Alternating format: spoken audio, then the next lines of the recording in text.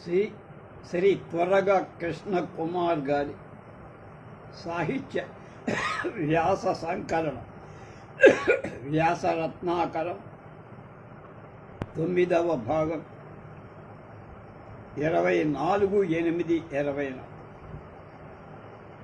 పరిమి శ్రీరామనాథ్గా కాళిదాసు చాటువుల గురించి చెప్తున్నారు. మనకు కొంత చెప్పుకున్నాం.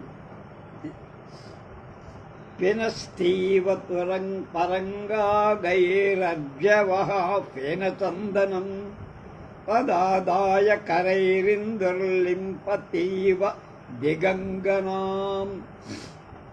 రాత్రి అయింది. పున్నమి చంద్రుడు తళతళలాడుతున్నాడు. వెన్నెలలు లోకమంతా పరచుకున్నాయి. ఆ ప్రకృతి ఎలా ఉంది అంటే, సముద్రం తన తరంగాలనే చేతుల చేత నురుగు అనే చందనాన్ని అంటే గంధాన్ని ముద్దగా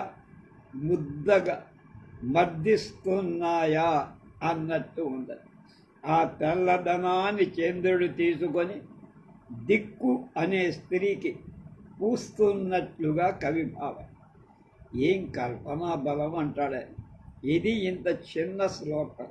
కాళిదాసు చేసిన ఈ ఊహని ముచ్చటపడి అప్పయ్య దీక్షితుడు తన కువలయానందంలోకి దాన్ని తీసుకున్నాడట. హృదయ విదారకమైన ఇంకొక చాటు చెప్పుకుందాం మళ్ళా ఒకసారి. పినస్తీవ తరంగాగ్రైరజ్జవః ఫేనచందనాం పదాదాయ కరైరిందుర్లింపతీవ దిగంగనాం. నేను చాలామంది కాళిదాసు మీద రాశారు, కానీ ఇలాంటి చాటువులు తీసుకొని అందులో ఆయన ప్రతిభ ఏమిటో చెప్పిన వాళ్ళు ఎవరు లేరు. ఈ పరిమి శ్రీరంగనాథ్ గారిని మనం ఎంతైనా అభినందించి. రాత్రి సమయం అయింది. పున్నమి చంద్రుడు తళతళలాడుతున్నాడు. వెన్నెలలు లోకమంతా పరచుకుంటున్నాయి. ఆ ప్రకృతి ఎలా ఉంది అంటే, సముద్రం తన తరంగాలు అనే చేతుల చేత నురుగు అనేటువంటి గంధాన్ని చందనాన్ని ముద్దలుగా మర్దిస్తున్నట్లుగా ఉంది.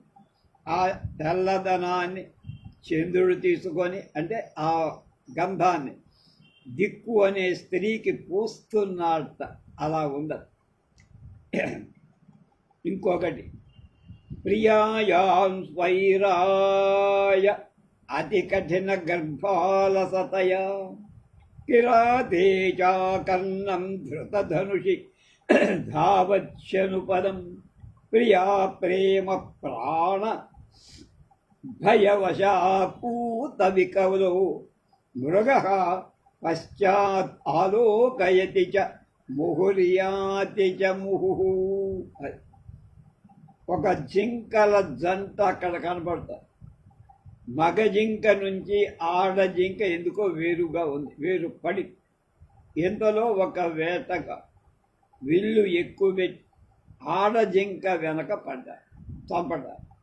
ఆ మగ జింక ప్రాణ భయంతో అక్కడ ఉండనూ లేక, ప్రియురాలిపై చూపు మరల్చుకోనూ లేక, పెనుగులాడుతూ మళ్ళీ వెనక్కి చూస్తూ మళ్ళీ ముందుకు వెళుతూ, అది చేయలేదుగా, వాటితో పోట్లాడలేదు. వాళ్ళు దాన్ని కూడా చంపుతారు.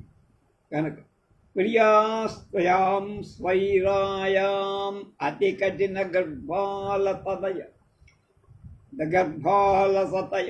కిరాతేచ ఆకర్ణం ధృతధనుషి ధావచ్చ అనుపదం ప్రియా ప్రేమ ప్రాణ ప్రతిభయవశాకూతక వికదో మృగః పశ్చాత్ ఆలోకయతి క్షముర్హుర్యాతి చ ముహుహు. మాటి మాటికి ఆ జింకల గుంప ఉంది ఒకటి, జింకల జంట. మగ జింక నుంచి ఆడ జింక వేరు పడింది. వేటగాడు విల్లెక్కు పెట్టి ఆడ జింక వెంట పడ్డాడు.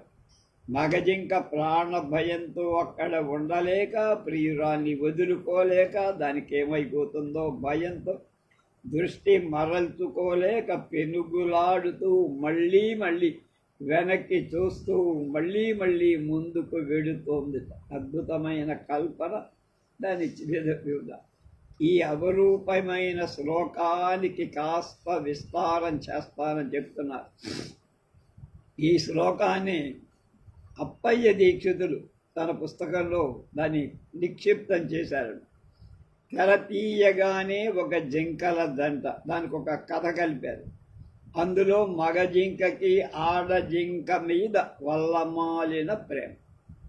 అది చెప్పడం కోసమే ప్రియాయాం అనే ఒక పదాన్ని ప్రయోగించాడు మహాకవి కాళిదాసు. ఆ జాడ జింక ఎటువంటిది? స్వైరతకి తానుగా స్వేచ్ఛగా విహరించే స్వభావంగా, ఆ విహారంలో ఆనందాన్ని పొంది. ఈ అంశాన్ని చెప్పింది మొదటి పాదం. రెండవ పాదంలో ప్రతినాయకుడైన కిరాతుడు ప్రవేశించి, అతడు ఎలాంటి వాడు? చెవి వరకు ఎక్కుపెట్టిన బాణంతో తరుముతున్నవాడు. పరిగెత్తించడం ఒక పద్ధతి, అందులోనూ ఎక్కుపెట్టిన బాణాన్ని దించటం లేదంటే దృఢచిత్తుడుగా ఉన్నాడు. అది ఎక్కడ దొరుకుతుందో దగ్గరలో. దానికి కారణం అతి కఠిన గర్భాలనత, అంటే కడుపు కదలని స్థితి, ఆకలి.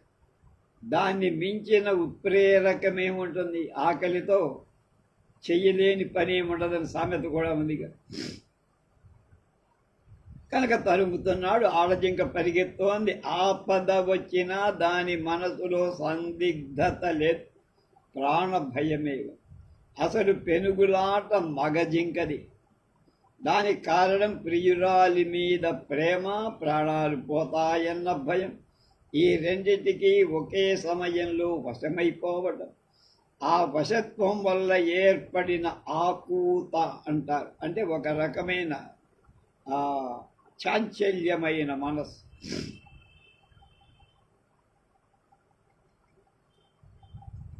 అభిప్రాయం చేత వికలం కలవరపాటు, ముందుకు వెళ్ళలేదు, వెనక్కి వెళ్ళలేదు. ఈ నరకాన్ని చెప్పేది మూడవ పాదం. అది కూడా ఏక సమాసంలో చెప్పాడు కాళిదాస్. ఎటు పోవాలో అన్న సందిగ్ధత ఉన్న, ఆ సందిగ్ధతతో లోపందే అన్నట్టుగా ఆ కలవరపాటుతో మగజింక ఏం చేస్తుంది? ఆ ప్రవర్తన కదా ఈ శ్లోకానికి గుండె అంటున్నారు పరిమయం. ముహు పశ్చాత్ ఆలోక, మళ్ళీ వెనక్కి చూస్తోంది. ముహుర్యాది, మళ్ళీ ముందుకు వెళుతోంది. ఇక్కడ ముహు అన్న పదం 2 సార్లు రావటంలో ఉన్న లోతు ఆ మగజింక చూపడి చదివేవాడి మనస్సు ఎంత అవసరమో అంత బలంగా ముద్రింప చేస్తుంది. అసలు ఈ శ్లోకానికి కథానాయకుడు ఎవరు? మగజింకే. దాని దృష్టి నుంచే కదా శ్లోకం వచ్చింది. దాని ప్రసక్తి 4వ పాదంలో చెప్పారు. అది కనుక మొదటి పదం వరకు లేదు. అది కూడా 3 పాదంలో అది పడిన అవస్థను వర్ణించిన తరువాత దాని ప్రవర్తకు ముందు ఆ పేరు తీసుకురావడం మరింత ఔచిత్యంగా అన్నారు శ్రీ పరిమివారు. 4వ పాదంలో 2 చకారాలు గణాలను పూరించటం కోసం రాయబడినవి కావు. సాధారణంగా గణపూరణ కోసం చాలు కాలు వదిలిస్తారు. చా అంటే కూడా అన్న అర్థంలో 2 పనులు మగజింక చేస్తోందని, అది కూడా సమాన ప్రాధాన్యతతో ఊగిసలాడుతూ చేస్తోందని చెప్పు. ఈ శ్లోకంలో ఆడజింక పాత్ర లేక పరిధి ఏమిటంటే, మగజింకకి ఆడజింక ప్రియురాలని అన్నాడే కానీ ఆడజింక ప్రేమనెక్కడా చెప్పదు. ఆడజింకకి కూడా మగజింకకున్నంత ప్రేమ ఉండి కనుక ఉంటే అది స్వైర అయ్యేది కాదు, అంటే విడిగా తిరిగేది కాదు.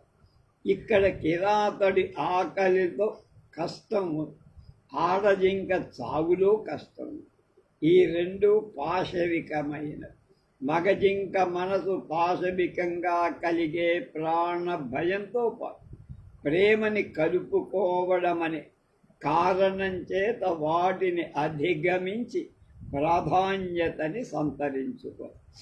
కాళిదాసు పేరు మీద కనిపిస్తున్న ఇంకొక చాటు శ్లోకం. భృంగాళీ కంఠమాలా వికచ కమలినీ ధూళిభి ధూసరాంగా క్రోధంచ చంద్రకల్పాలగుతరల హరీశీకరాసార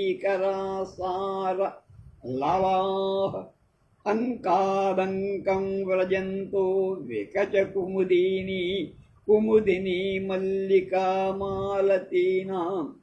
మోదంతే మందం మందమందం మలయగిరి దరీ గర్భతో వాతపోతా. ఇదొక చాటుద. తొమ్మిదల గుంపు కంఠమాల కాగ.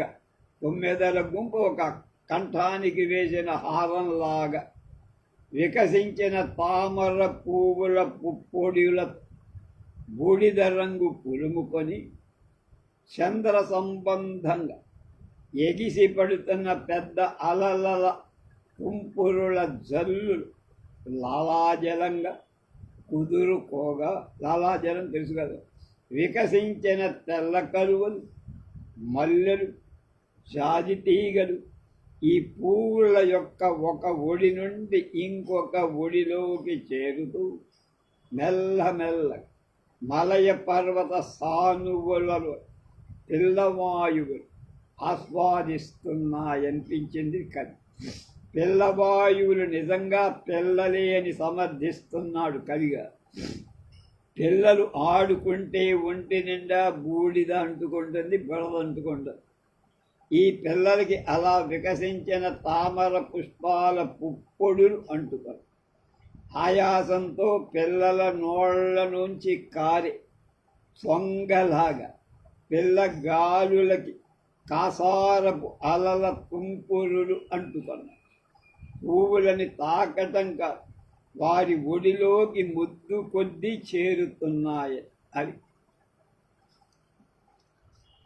అంకాదంకం ఒకడి ఒడి నుండి ఇంకొకటి ఒడిలో ఒక చోట కుదురుకోలేని పిల్లల స్థితిని చెప్పాడు. వాటిని ఆ పూలు గోముగా ఎత్తుకుంటున్నాయన్నమాట. మందం మందం మెల్లిమెల్లిగా అతని ఆపమంటే ఇంకొక 5 నిమిషాలు అని సమాధానం చెప్పే పిల్లల మనస్తత్వం. ఆపండ్రా, ఇంటికి రండ్రా, చరికడ పడుతుందంటే ఇంకొక 5 నిమిషాలు ఆడుకొని వస్తామమ్మా అంటూ ఉంటాం. పిల్లల మనస్తత్వాన్ని కూడా ఇక చెప్తోందంటున్నారు ఈ విమర్శకులు. ఈ రచనలో రామణి భావరమణీయత ఉన్న భాషలో మహాకవి పట్టు లేదన్నాడు. వికచ అన పదం పునరుక్తి కావటం ఒకటి. కమలిని కుముదిని పదాలను ఒకేసారి ఉపయోగించటం చేత అవి సాయం వాయువుల లేక పగలు వీచే వాయువుల అన్న సందిగ్ధతకి చోటిచ్చి, అలాగే పద్మాలు, కలువలు ఇలాంటి పుష్పాలు ఉన్న కాసారంలో ఒక మాదిరిగా మాత్రమే ఉండటానికి సాధ్యమయ్యే అలలని ప్రోదంచత్ అంటే అలఘుతర పెద్దవని చెప్పడం నమ్మదగిన విషయం కాదు. అది మూఢమతం. నీటి తుంపరలను లాలాజలంతో పోల్చడం మరీ ఎబ్బెట్టుగా కనుక ఇది 4వ. ఈ కారణాల చేత ఇది ఎవరు రాసిందే కానీ మహాకవి కాళిదాసుది కాదు. ఎవరి శ్లోకానికో కాళిదాసు పేరు అంటించి ఉంటారు.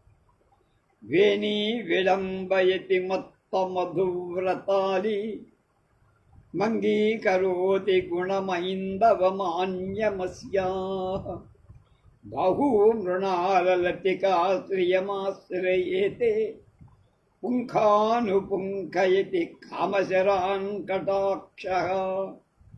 ఆమె జడ మదించిన తుమ్మెద గుంపులను అనుసరిస్తూ ముఖం చంద్రుడి గుణాన్ని అంగీకరిస్తుంది.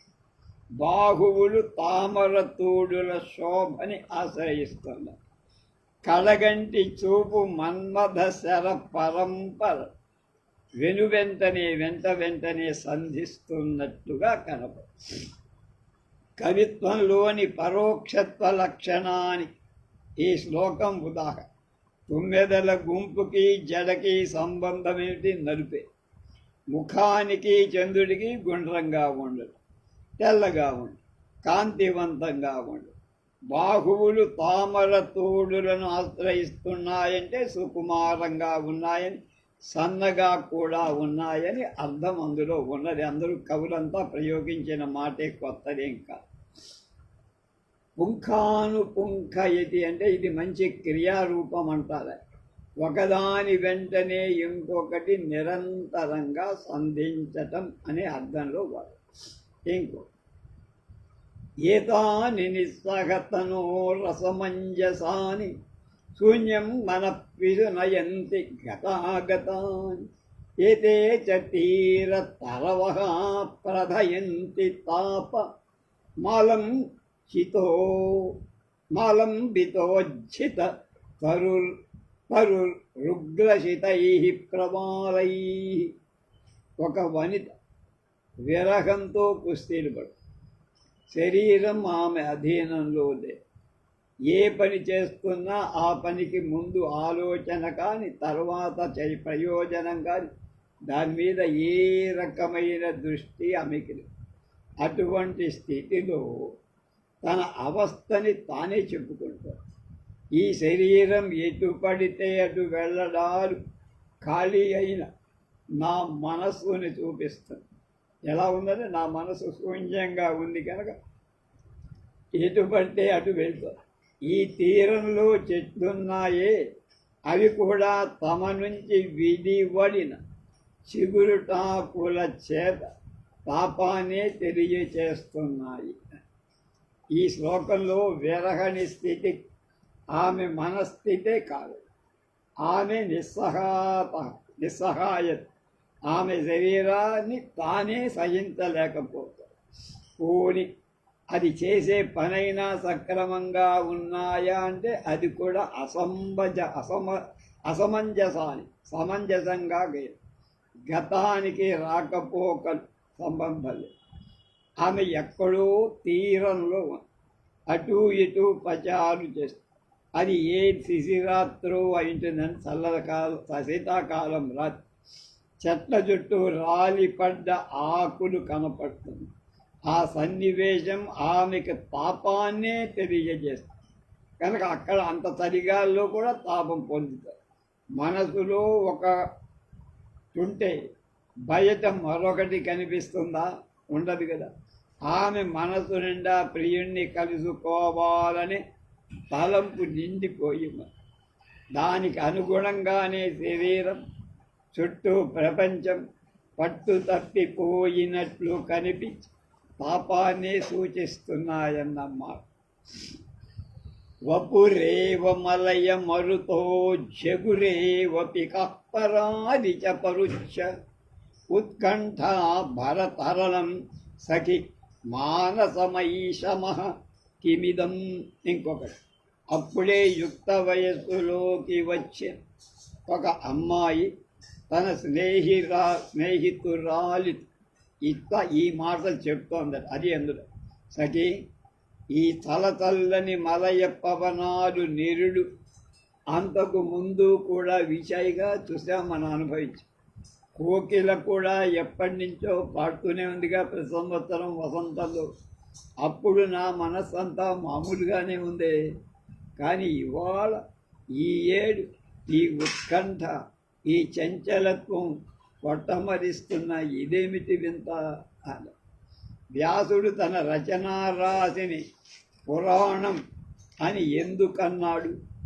పురాణం పురా అపి నవీనం, పాతదైనా కొత్తగా ఉంటుంది కనుక. ఆ కథలు జరిగి కొన్ని వేల లక్షల ఏళ్ళు గడిచిన వాటి వాస్తవికత ఇప్పటికీ అది సరిపోతూనే ఉంది కనుక పురాణం.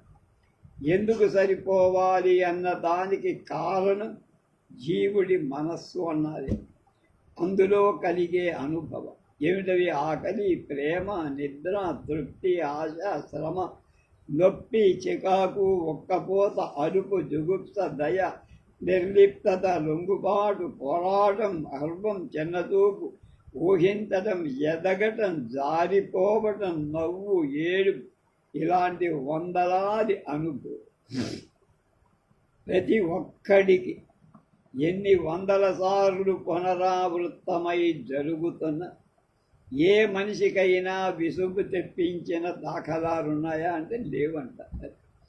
ఎప్పటికీ యవ్వనంతో మనిషి మెదడులో బతికే చిరంజీవుని భావాలని.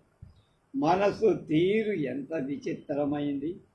తల్లిదండ్రులు, తాత ముత్తాతలు లెక్కలేనన్ని సార్లు చూసిన అవే విషయాలను మళ్ళీ చూస్తానంటుంది మనస్సు.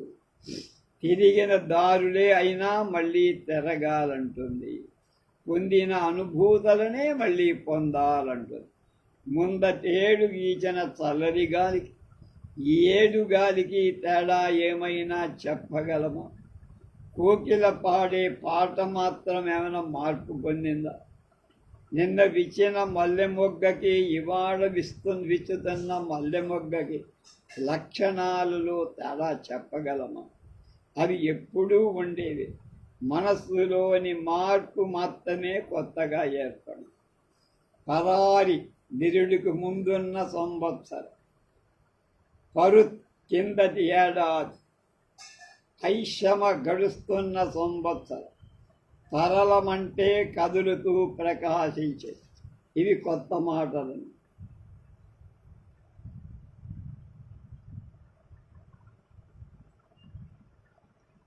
మెలకువలో ఉన్న మనిషికి శారీరకంగా దగ్గరైనవి మైథునం, ఆహారం. ఈ రెండు. క్షుద్భావం కడుపులో, మైథున భావం మనసులో ఉన్నంత కాలం వాటికి పవిత్రత అపవిత్రతలు అంటుకో. ఎప్పుడైతే మైథున భావం శరీరం మీదకి, ఆకలి మెదడులోకి పాకుతాయో అప్పుడు మనిషికి తెలియకుండానే ఊబకాయం వస్తుంది. మనస్సుని అత్యంత దృఢంగా అంటిపెట్టుకోగల సుకుమారమైన వస్తువు కావటం చేత శృంగారాన్ని రసరాజ్యం అని పిలిచారు మనవారు.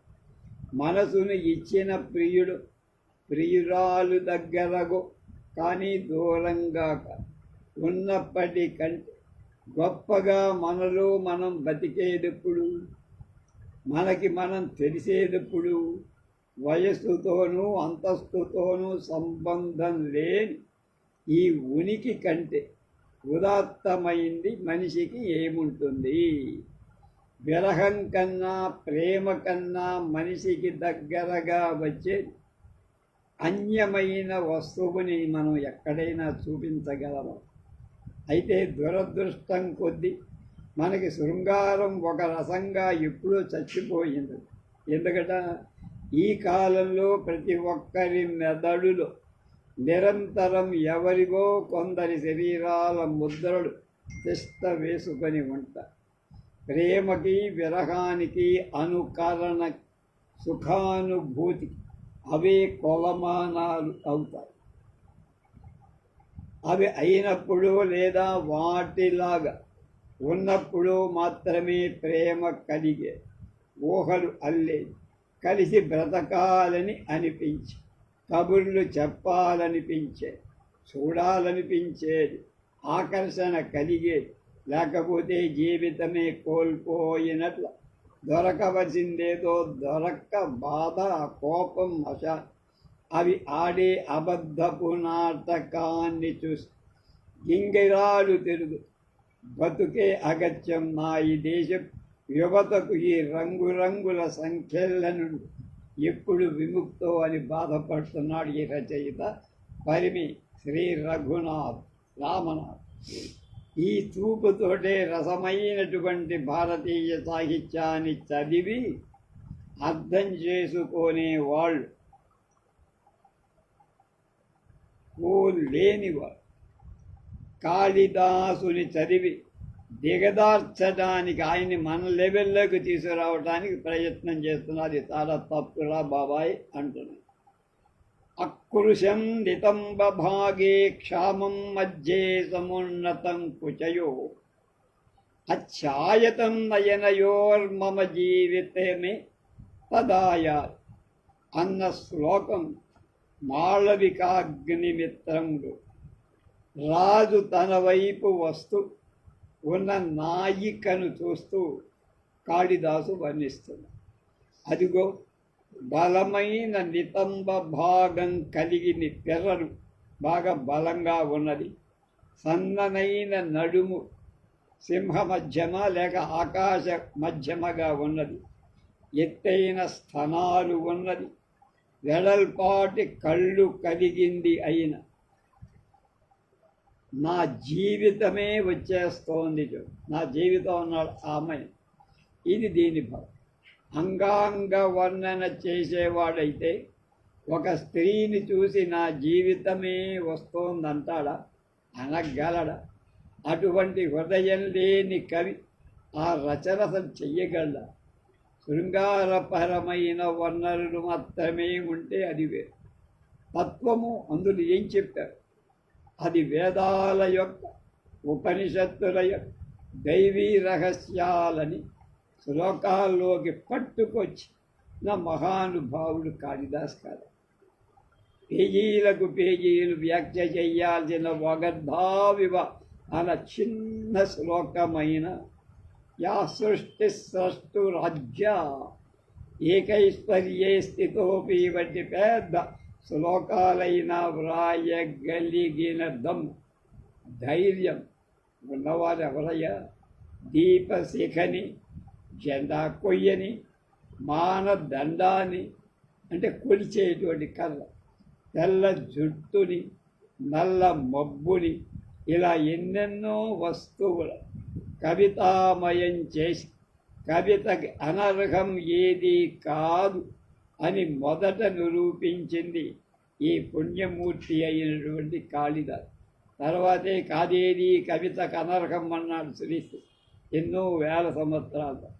కాళిదాసు ఎంత లౌకికుడు, అంత పారమార్థికుడు, ఎంత శృంగారు అంత సంజారం, ఎంత సుఖ ఆసక్తుడో అంత విరాగం. భోగాన్ని వర్ణించి మనసుని ఎన్ని వంపులు తిప్పకలడు, వేదాంతాన్ని చూపించి అంత నిదానం కూడా చెయ్యగలడు. మన అనుభూతులను తన చేతుల్లోకి తీసుకొని వాటిని మనకు తెలిసిన పదాలలోనే ఇరికించి ముందుకు పెట్టి మనలని లౌకికమైన లోతుల్లోకి నెత్తను కూడా కలదు. అలాగే ఎవ్వరికీ అందని తత్వ రహస్యాలను పదాలలోకి దింపి అవే మనసుని మోక్షధామాల వైపు బలంగా విసిరివేయను కలడు. ఇంత విలక్షణత ఉన్న కవి కనుకనే ఎవరికి చెక్కడు దొరకడు, అంతుపట్టు. కుతర్కం చేత ఏదో ఒక రాటి కట్టాలని ప్రయత్నం చేస్తే నీకు అందరు దొరకడు. నీ అనుకోవడమే కట్టేశాను. అయితే ఆత్మ ఉన్నతి అన్న భవన వాకిలి ముందు పడక కుర్చీలో కూర్చొని తాంబూల చర్వణం చేస్తూ కిల్లి నములు తన కావ్యాల ద్వారా ఆ ఇంటి గుమ్మాలు, కిటికీలు, పొడుగు వెడల్పు, సౌకర్యాలు, తిరిగే తీరు తెన్నులు వంటి వాటిని గురించి తీయగా వివరించగల గురువు మాత్రం అవుతారు. అంతగా ఆలోచిస్తే కాళిదాసు ఏం చెప్పాడో చెప్పగలుగుతాడు అంటుంది.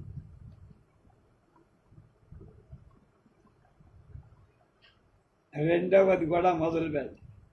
కవికుల తిలకుడు మహాకవి కాళిదాసు డాక్టర్ మాడుగుల అనిల్ కుమార్, శేషేంద్ర మాడుగుల ఆయన తమ్ముడు అనుకుంటాయి. భారతీయ సంస్కృతి సంప్రదాయాలు సనాతనం. సంస్కృతం అనే భాష ఒకటి ఉందని తెలిసిన వారికైనా వ్యాస, వాల్మీకి తర్వాత గుర్తుకొచ్చేది కాళిదాసు.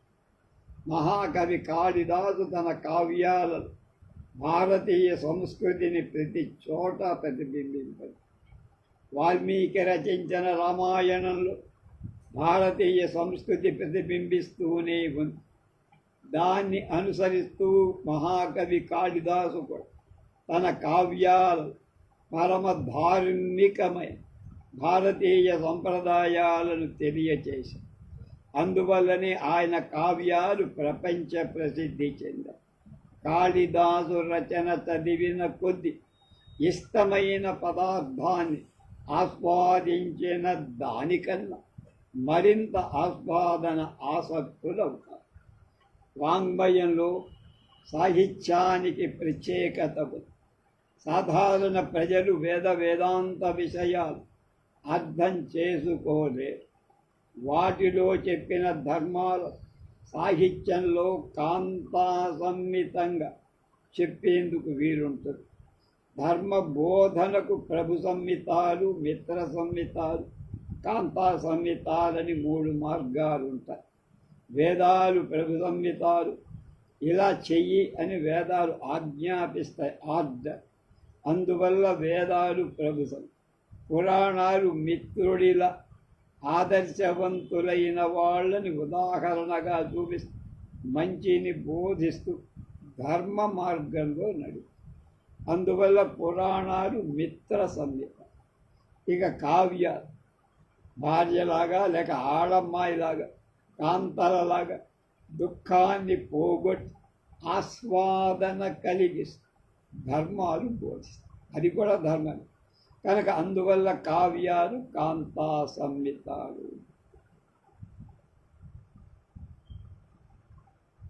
కావ్యం యశసే అర్ధకృతే వ్యవహార విదేశివేతరక్షతయే యసద్యః పరనిర్వృతయే కాంతా సంహితయో ఉపదేశయుజే. ఇది అందరూ చెప్పేదే కొత్తదే. కావ్యం యశస్సు కోసం, డబ్బు కోసం, వ్యవహార జ్ఞానం కోసం, అమంగళాన్ని తొలగించటం కోసం, మోక్షాన్ని పొందటం కోసం, కాంతా సంహితమైన ప్రబోధం కోసం అని కావ్య ప్రకాశలో కావ్య ప్రయోజనాలు మమ్మటాచార్యుడు అలా కాంతా సంహిత ఉపదేశాలు కావ్యాలను రచించటంలో కాళిదాసు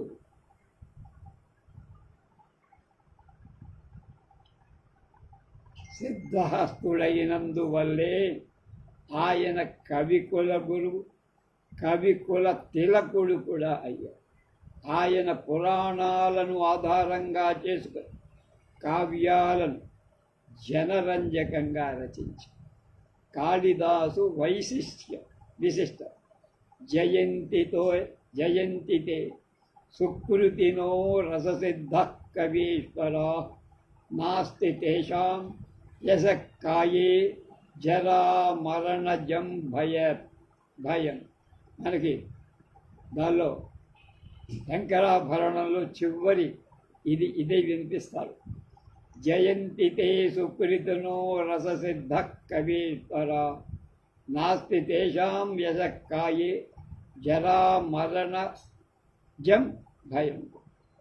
అలాగే ఇంకొకటి సాగర సంగమంలో ఇంకో దారిలో కూడా ఉంది.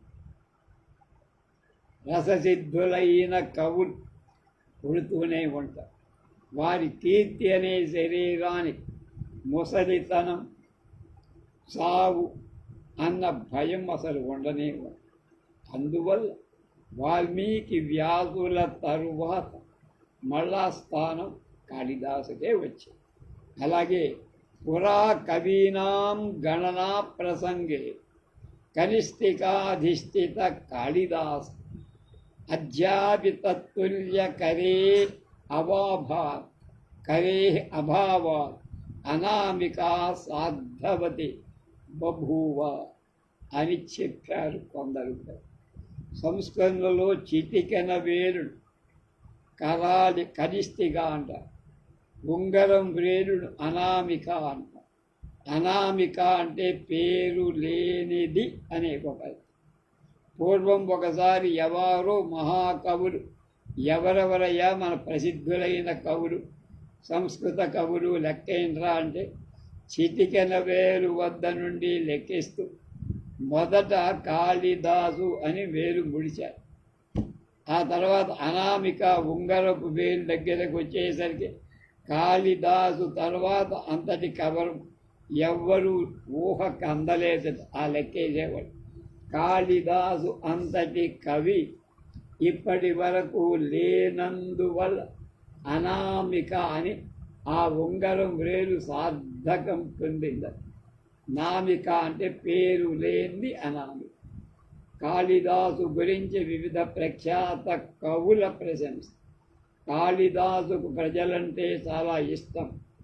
వాళ్ళ కోసమే సుమధురమై సరళమైన కావ్యాలు రచించాడాయి. అందుకే విదేశీయులు కూడా కాళిదాసు కావ్యాల కోసం ఎగబడతారు. నరత్వం దుర్లభం లోకే విద్యా తత్ర సుదుర్లభ, కవిత్వం దుర్లభం తత్ర శక్తిస్తత్ర సుదుర్లభ అనేక శ్లోకం అని పెద్దలు ఊరికే చెప్పలేదంటున్నారు ఎవరైనా. అనిల్ కుమార్ మాడుగుల. లోకంలో మానవ జన్మ లభించటం చాలా కష్టం. అందులో విద్యావంతుడైన మానవుడుగా పుట్టడం అంటే మరీ కష్టం. అందులో కూడా కవి కావటం ఇంకా కష్టం. అలా కవి అయినా కావ్యం రాసే శక్తి కలగటం మరీ కష్టం. అటువంటి అప్పుడు కేవలం సాధారణ కవి మాత్రుడే కాకుండా మహాకవిగా, కవికుల గురువుగా జగత్ ప్రసిద్ధి పొందినటువంటి అంత సులభం, ప్రసిద్ధి పొందటం అంత సులభం కాదు. జగత్ ప్రసిద్ధి వహించిన కాళిదాసు రచన చదివే కొద్ది ఇష్టమైన పదార్థాన్ని జుర్రుకుంటున్నట్టే ఉంటుంది, జున్ను తిన్నట్టే ఉంటుంది, పెరుగు మేగడ తిన్నట్టే ఉంటుంది. ఉత్తర దేశాల్లో మలాయి అని నమ్ముతారు. మేగడ మీద తీసి దాన్ని కాచుతారు, అది తిన్నట్టు ఉంటుంది. అలాగే రసగుల్లా తిన్నట్టు ఉంటుంది. కనుక పాఠకులు మరింత ఆస్వాదన ఆసక్తులకు అంత ప్రసిద్ధి పొందారు. అందుకే ఘటకర్పరుడు అనే ఒక కవి పుష్పేషు జాతి పురుషేషు విష్ణు నారీషు రంభా నగరేషు కాంచీ వీరేషు రామ విమలేషు పూషా కావ్యేషు మాఘ కవి కాళిదాస అన్న. పువ్వుల్లో జాజి పువ్వులు గొప్ప. జాతి అన్నాడు, జాజి అన్నాడు. అలాగే పురుషులలో విష్ణువు గొప్ప, స్త్రీలలో నారీషు రంభ గొప్ప, నగరాలలో కాంచీ నగరం గొప్ప. వీరేషు రామ వీరుడు పరాక్రమవంతుల్లో రామ. నక్షత్రాలలో పూషా విమలీషు పూష అంటే నక్షత్రాలలో ఉత్తర పూర్వాషాఢ ఉత్తరాషాఢ ఆ రెండు కలిసి. కావ్యాలలో మాఘుడు రచించిన మాఘం అని పిలువబడే శిశుపాలవం. కవులలో కాళిదాస్, అది కావ్యేషు మాఘ కవి కాళిదాస్, అది తేల్చదలవాడు. కనుక ఉత్తములు వీళ్ళు అని ఘటకర్పర కుండలు పగల కొట్టిన కవి ఆయన పేరు అనే కవి ప్రశంసించాడు మహాకవి కాళిదాసు. ఉద్భటాచార్యుడు ఏమన్నాడు? కాళిదాస కవిత నవం వయ మాహిషందధిస సర్కరం పయ అయిన మాంసమబలా చ కోమల సంభవంతు మమ జన్మ జన్మని. ప్రతి జన్మలో నాకు ఏం కావాలి? కాళిదాస కవిత్వం కావాలి, యవ్వనం కావాలి, ముసలితనం రాకుండా. గేదె పెరుగు కావాలి, ఆవు పెరుగు గట్టగా ఉండదు, గేదె పెరుగు గట్టిగా బిగుసుతుంది. చక్కెర వేసిన పాలు కావాలి, దుప్పి మాంసం కావాలి, సౌందర్యవంతురాలైనటువంటి యువతి కావాలి అని ఉద్భటాచార్యుడు. కుమారిల భట్టు ఓకలో తన శరీరాన్ని కాల్చుకున్నాడు శంకరాచార్యుల ఎదురుగా. ఆయన ఏమన్నాడు? కవయ కాళిదాసాధ్యా కవయో వయం అప్ష్యమి పర్వతే పరమాణౌ పదార్థత్వం వ్యవస్థిత. కవులంటే కాళిదాసు మొదలైన వాళ్ళరా, మిగతా వాళ్ళని లెక్కరా. మేం కూడా కవులమే. పదార్థం అంటే పర్వతము పదార్థమే, పరమాణువు కూడా పదార్థం. పర్వతానికి పదార్థానికి ఎంత తేడా ఉందో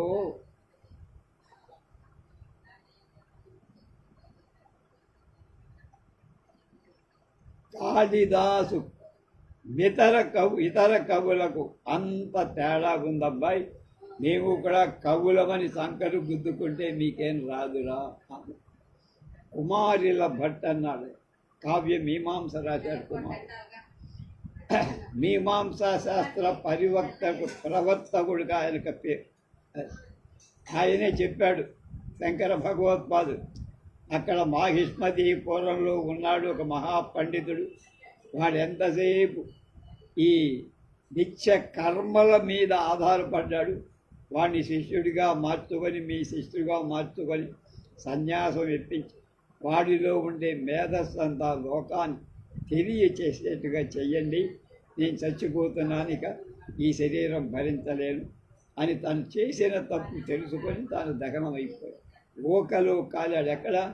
మనకి అలహాబాద్ ఆ ఘట్టం ఉందే, స్నాన ఘట్టం, ఆ వెళ్ళే దారిలోనే ఉంది.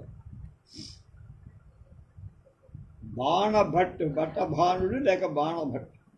నిర్గతాను నవాకన్య కాళిదాసస్య సూక్తిషు ప్రీతిర్మధురసార్ద్రసు మంజరీష్విపా జాయతే.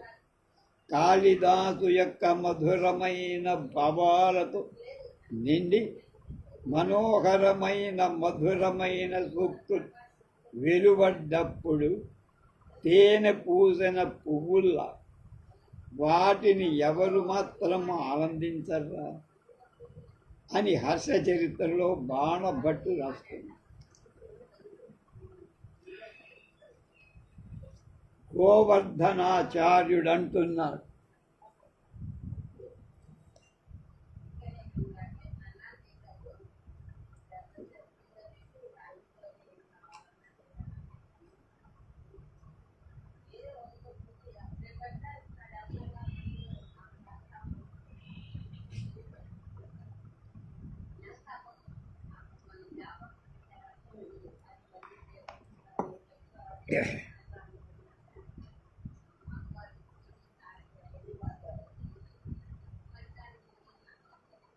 అలాగే గోవర్ధనాచార్య సాకూత మధుర కోమల విలాసిని కంఠకూజిత ప్రాయ శిక్షా సమయేపి ముదేరతి లీలా కాళిదాసోక్తి అన్న. కాళిదాస సూక్తి సాభిప్రాయంగా మధుర కోమల విలాసిని కంఠస్వరంలో చదువరుల అంటే చదువుకునే వాళ్ళకి, చదివేవాళ్ళు ఒకవైపు ఉపదేశాన్ని అందిస్తూ మరొక వైపు రసానందంలో ముంచేస్తుంది అని ఆర్యా సప్తతిలో గోవర్ధనాచార్యుడు ప్రశంసిస్తారు. మహాకవి దండి ఏమన్నా, లిప్తా మధుద్రవేణాసన్ యస్య నిర్వివశా గిరః తేనేదం వత్మ వైదర్భం కాళిదాసేన శోధితుం అన్న. వైదర్భీ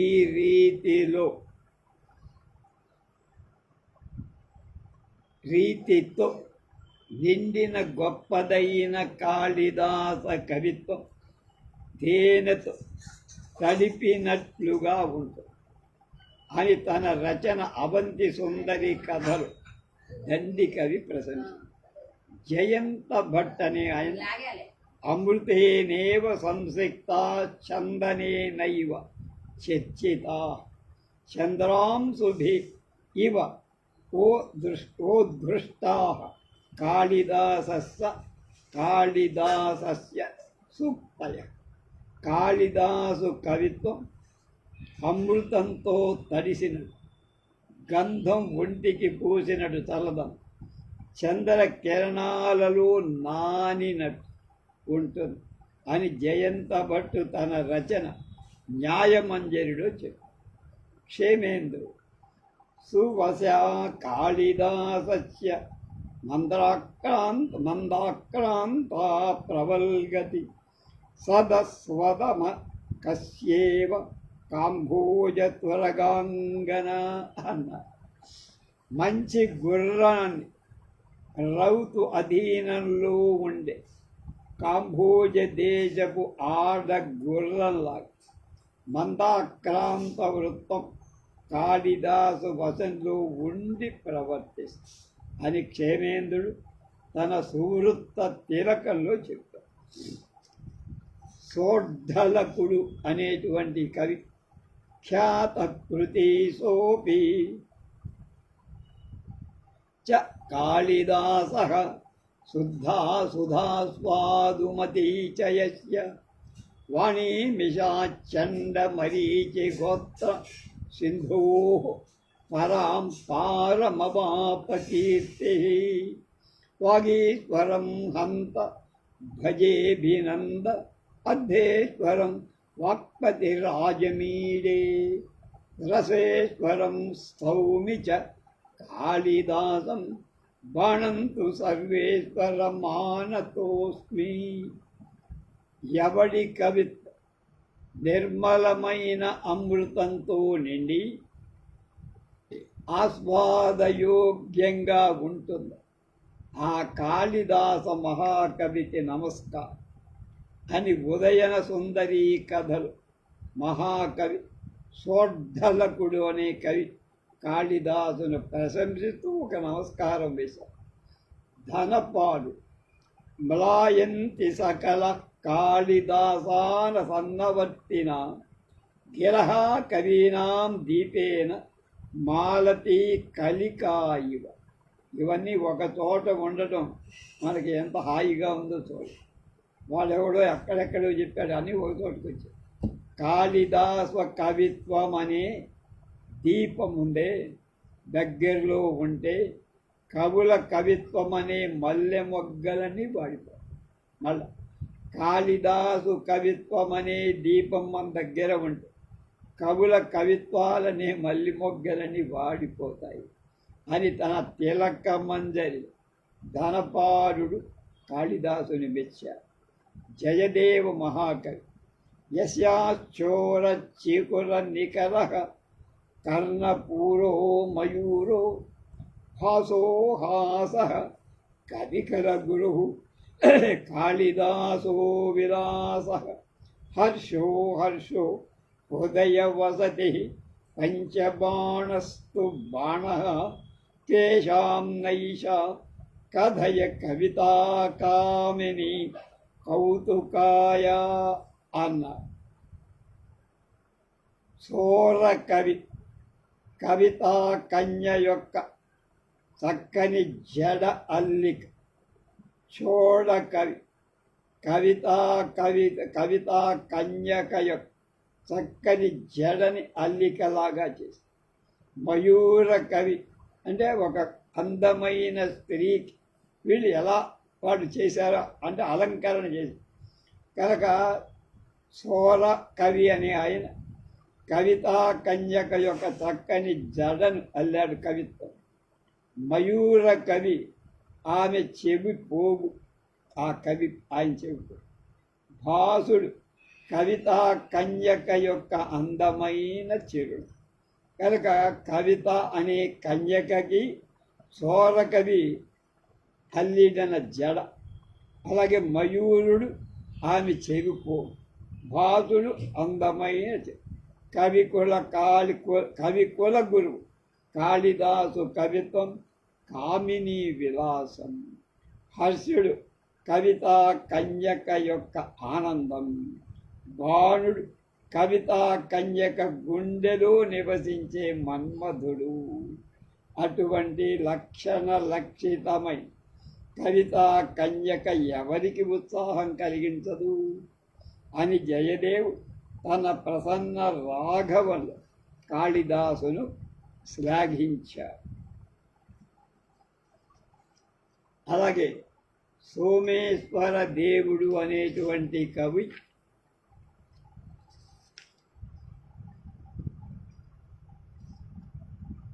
కాళిదాసః కవిర్జాతః శ్రీరామచరితస్య యత్ స ఏష శర్కరాయోగః వయసః సమవజ్యత.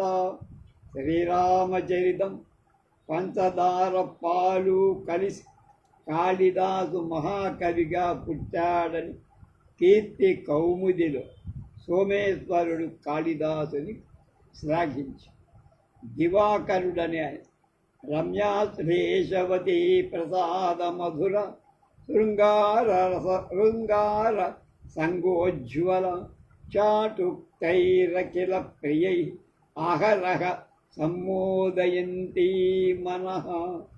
లీలాన్యస్త పద ప్రచార రచన సద్వర్ణనం శోభిత భాతి శ్రీయుత కాళిదాస కవిత కాంతేవ కాంతారత. మనోహరమైన శ్లేషతో కూడింది, మధురమైన ప్రసాద గుణం కలది, ఉజ్వలమైన శృంగార రసంతో ఉన్నది, అందరినీ ఆనందపరచి చాటువులతో ఉన్నది. జాగ్రత్తతో పదాలను నిక్షిప్తం చెయ్యబడింది, మంచి వర్ణమాలతో కూడింది అయినటువంటి మహాకవి కాళిదాసు కవిత్వం సుందరీమణిలా ప్రకాశిస్తోంది అని అమోఘ రాఘవంలో దివాకరుడు అన్నాడు. స్థిరదేవుడనేవాడు రసభార భరోద్భిన్నాం భారతీమమరాదృతే శ్రీమతః కాళిదాసస్య విజ్ఞాతుం కః క్షమః పుమాన్. వయమపి కవయః కవయోపి చ కాళిదాసాధ్యాః దృషదో భవంతి దృషదశ్చింతామణయోపి దృషదః. శృంగారాది రసాల నిండుకొన్న సంస్కృత భాషామయమై శోభిల్లే శ్రీమంతుడైన కాళిదాస కవిత్వాన్ని సరైన విధంగా వ్యాఖ్యానించగల మొనగాడెవడ్రా అంటే ఎవరు?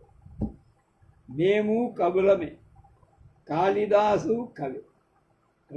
రాళ్ళే, చింతామణులు చింత. మేము రాళ్ళు, ఆయన చింతామణి అన్నాడు మేఘ సందేశ కావ్య వ్యాఖ్యానంలో స్థిరదేవుడని ఆయన.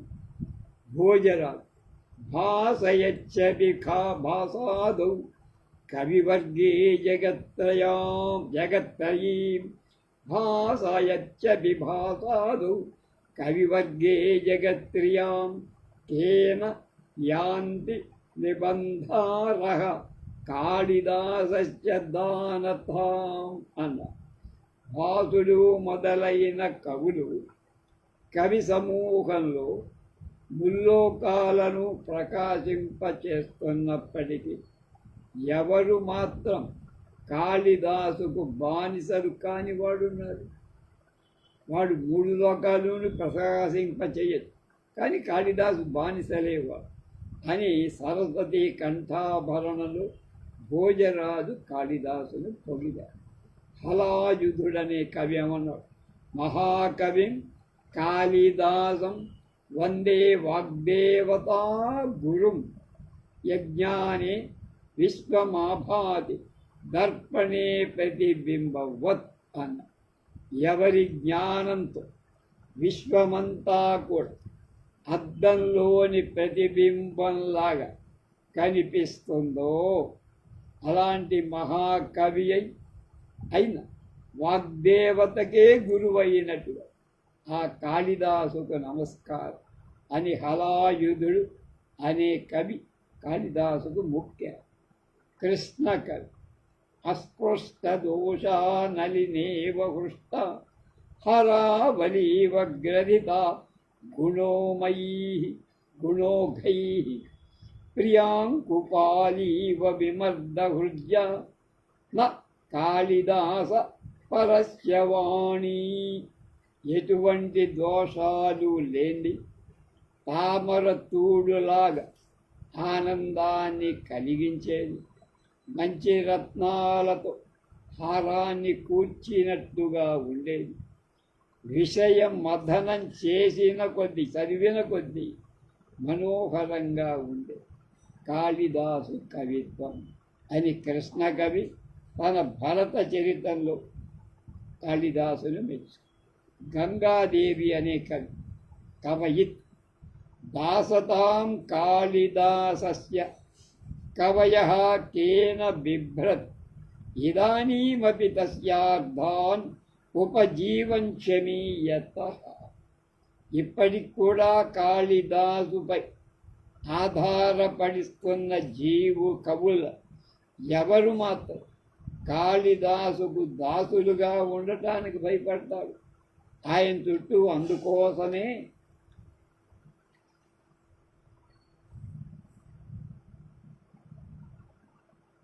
తిరుగుతున్నారు కవులంతా అని మధురా విజయంలో గంగాదేవి కాళిదాసును పొగిడింది. అభిరామ అనే కవి అనఘా గుణ సంపూర్ణ సముచిత విచ్చిత్తి వృత్తి రీతి రసవు ప్రస్తుత రస సందోహ సరస్వతీ జయతి కాళిదాసస్య.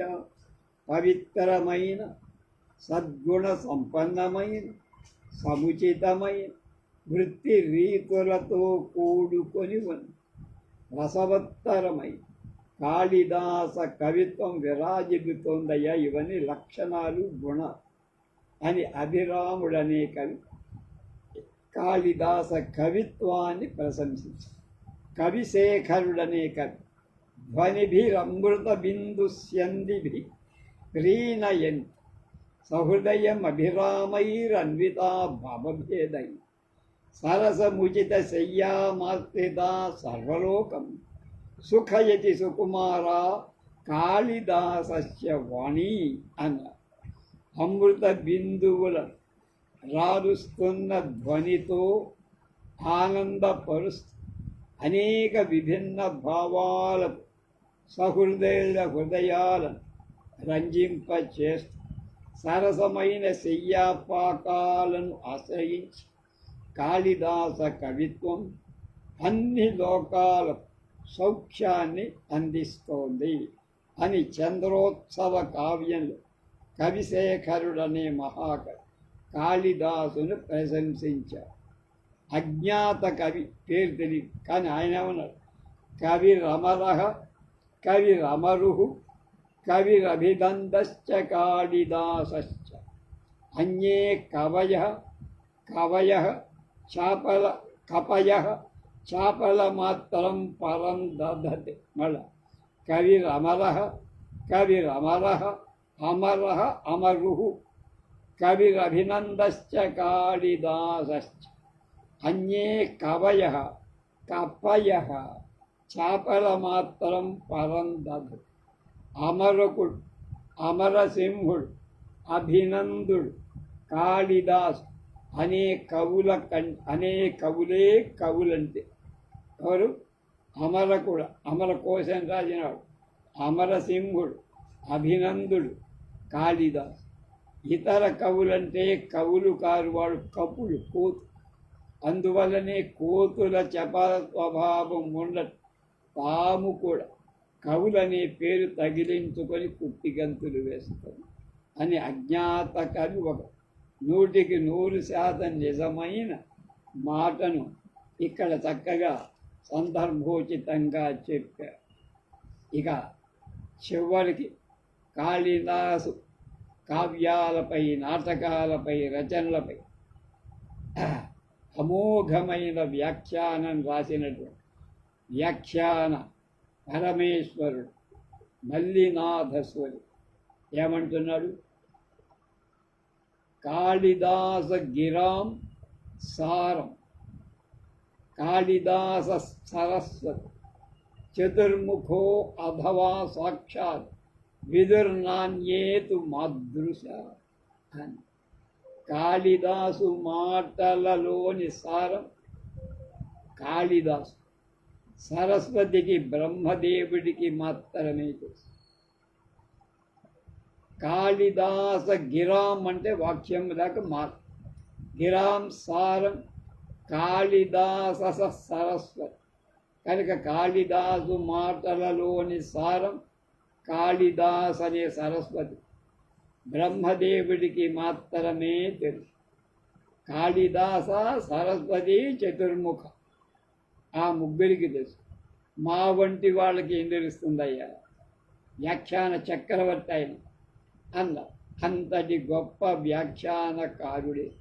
కాళిదాసు కావ్యాలలో అంతరార్థాలున్నాయి, నా వంటి వాళ్ళకు కూడా తెలియదన్నాడంటే నామమాత్రంగా తెలిసిన మనం లోకంలో ఏ మూలకి పనికొస్తాం అని ఒక ప్రశ్న వేశారు డాక్టర్ మాడుగుల అనిల్ కుమార్.